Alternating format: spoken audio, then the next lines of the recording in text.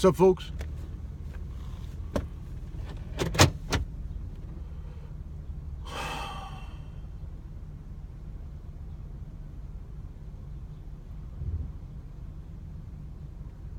These drivers, man. These drivers. Anyway. Ooh, it's hot.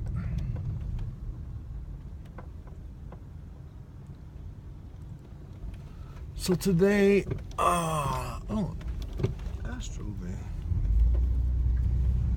Today I'm dealing with, or today I want to talk about the fact that I want to talk about the term reverse engineering. Very popular term in like theory, or I don't know. Very popular words to live by here lately is reverse engineering. Gary Vee says it a lot. I've heard a lot of other people say it. And when it comes to getting what you want out of your life, all you have to do is reverse engineer it. That means you have to determine what it is you want, right? What is your end game? And then reverse engineer from there, trying to figure out the best way, plotting out, like figuring out the best way to do it. In order to do this, I'll need to do, like the step before that would be this, the step before that would be this, the step before that. And you keep going back and you kind of plot out this whole plan.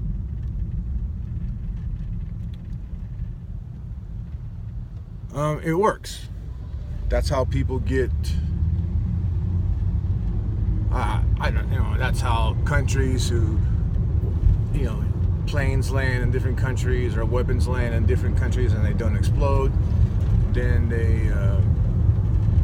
that country, the engineers will reverse engineer it and they'll take it apart piece by piece and find out exactly how it's designed.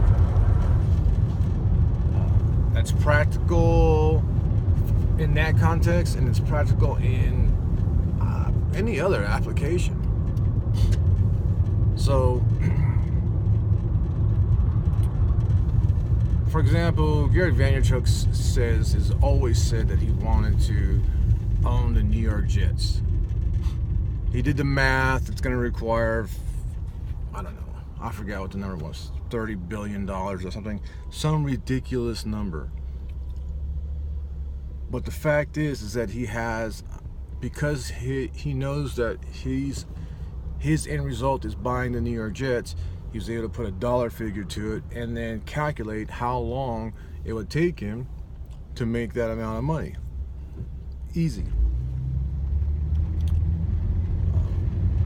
Other people who have aspirations to become, like, say, a physician, an MD, they know how long smart school is going to take.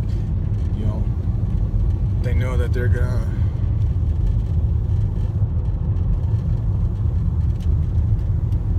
they know what degrees they'll need. They'll know what classes to take. They'll know when, the hard work that's going to be required.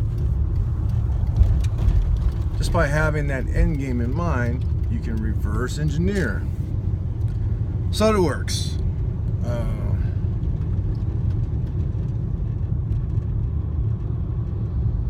Just having the idea is not enough. You have to take action on it.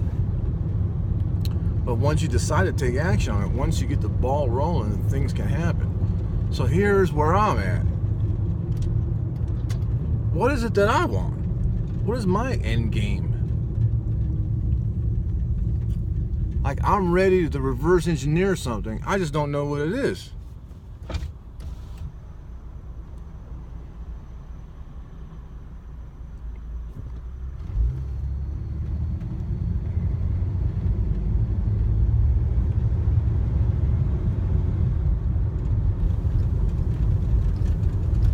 That's my problem. I'm ready to reverse engineer. I'm ready to break it down in steps. I'm ready to take action. but I don't have an end game in mind. Like, what is it that I want?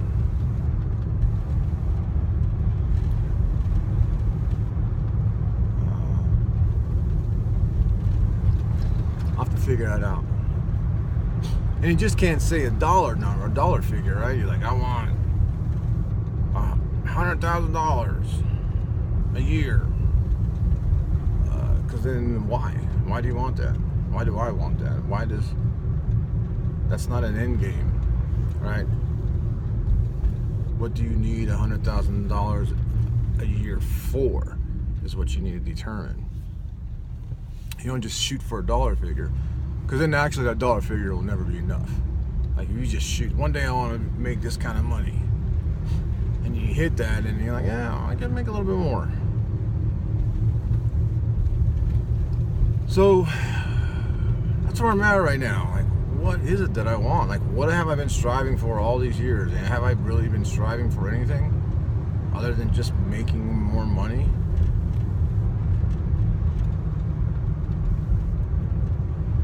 End game, end game, end game.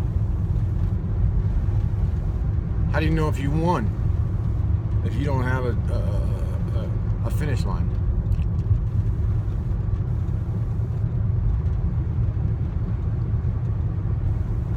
Other things going on is yesterday I applied for 2 HVAC service tech positions. I don't really want to be an HVAC service tech, though I do like it. I do enjoy it. I'm good at it. It feels good to get in there and work, turn wrenches, troubleshoot.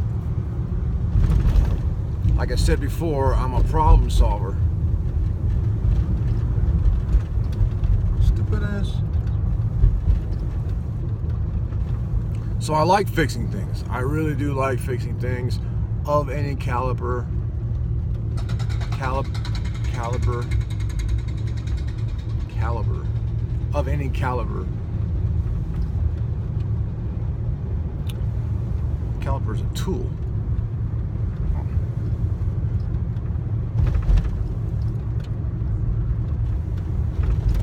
I have to admit, I have to say this. I've never not fixed anything.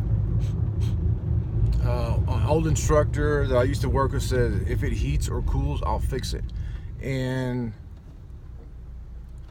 I kind of adopted that, and it's actually true. I've never not fixed anything. I've never walked away from something and it not be fixed. I've had to call for help. But in the end, it was never that person that came in and fixed it. It was a person that sparked another idea, and boom, I was able to fix it. I'm pretty good. I'm pretty good as a service tech. The problem is I'm a little insecure, right? I'm a little like, oh, I don't know. What if I go out there and I can't fix it? Then what? It's out of my comfort zone. I don't feel comfortable doing it, even though I've have years and years and years of experience. But I decided to apply to see what these companies pay.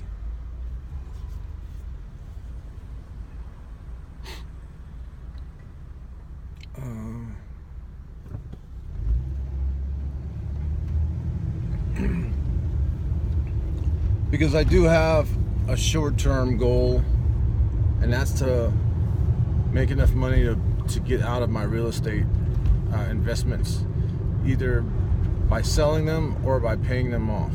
I don't want to owe anybody anything. I don't want to have mortgages. I don't want to, like, that's a short-term goal towards a big one, which I don't know what the big one is. All right. So if I could get a job and work for that pays a lot of money and work for a couple of years, I would be set. Like, I'm not giving up on writing. I have plenty of time to write. I'm a believer of doing what you love, and all things will fall in line if you do what you love. The problem is that I get to, when I do what I love, it only takes a couple hours a day. Doing what I love does not take all day long. And I can't force it to take any longer. It's my attention span will go after maybe 2 hours maybe.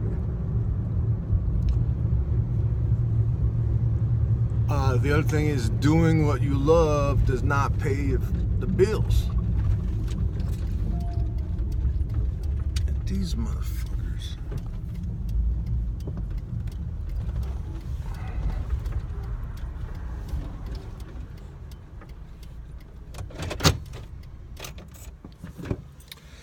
So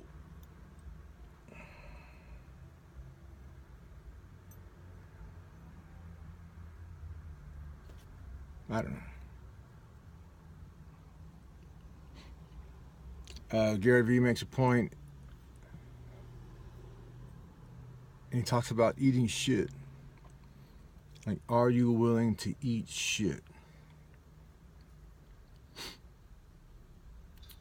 And I didn't hear this till after he said something about, I didn't hear about this till after I applied for those jobs. And those jobs would be me eating shit, but definitely helping me achieve my goals.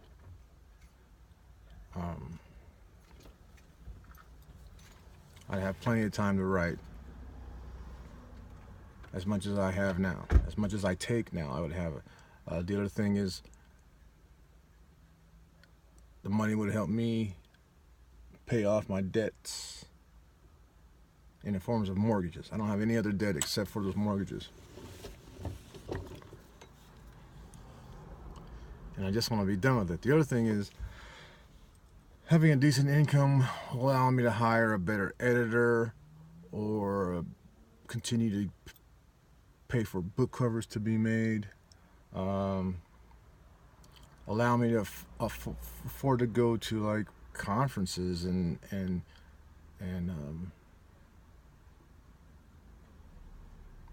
maybe take writing courses. I don't know. Anyways, I applied for a job as a camp host up in the mountains, and they called me back, and they paid $300 a month. $300 a month, and $40 for propane.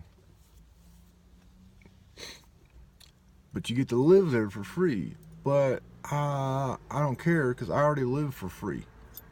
$300 a month ain't gonna cut it. Shoot. $300 a month? Anyways, got a late start this morning, but I'm back at the cafe. I got some work to do. I have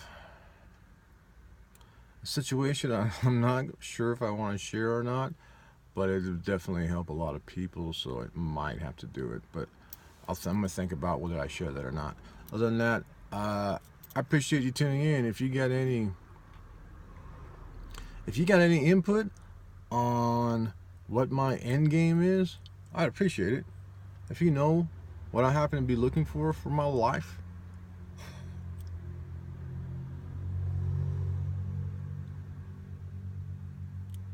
I mean, I'm sitting kind of pretty right now. I mean,